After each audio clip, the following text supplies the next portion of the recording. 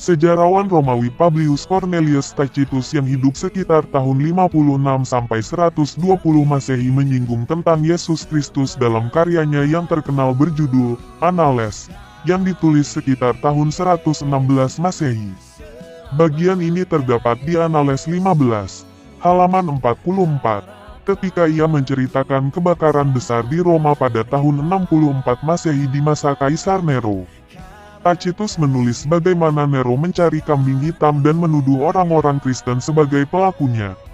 Dalam teks Latin Tacitus menuliskan, Christianos, acresto nomine ortos, quos per flagitia invisos fulgus appellabat. Auctor nominis eius Christus, Tiberio imperitante, per procuratorem Pontium Pilatum supplicio adfectus rat, repressaque in praesens exitiabilis superstitio rursum erumpebat. Non modo per Iudaiam originem eius mali, sed per urbem etiam, quo canta undic atrocia aut pudenda conflun celebrantur. Terjemahan bebas dalam bahasa Indonesia adalah sebagai berikut. Orang-orang yang disebut Kristen, dinamakan demikian dari Kristus, yang pada masa pemerintahan Tiberius dihukum mati oleh Prokurator Pontius Pilatus. Tahayul jahat itu untuk sementara ditekan, tetapi kemudian meletus kembali. Bukan hanya di Yudea, tempat asal kejahatan itu, melainkan juga di Roma, di mana segala hal yang mengerikan dan memalukan dari seluruh dunia berkumpul dan mendapat pengikut. Poin penting dari catatan Tacitus ini. 1.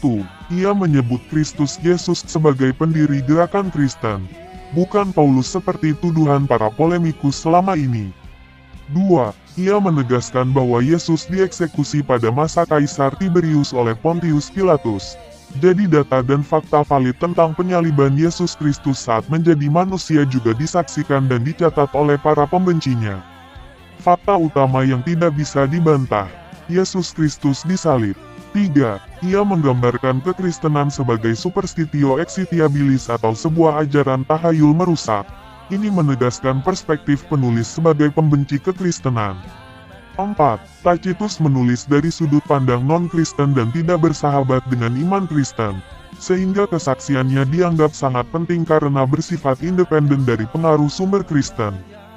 Jadi, meskipun singkat, catatan Tacitus adalah salah satu sumber sejarah non-Kristen terawal yang menyebut Yesus Kristus secara langsung dan mengonfirmasi kematiannya di bawah Pontius Pilatus dan Yesus Kristus adalah pendiri kekristenan. Informasi ini dihimpun dari berbagai sumber sejarah yang valid.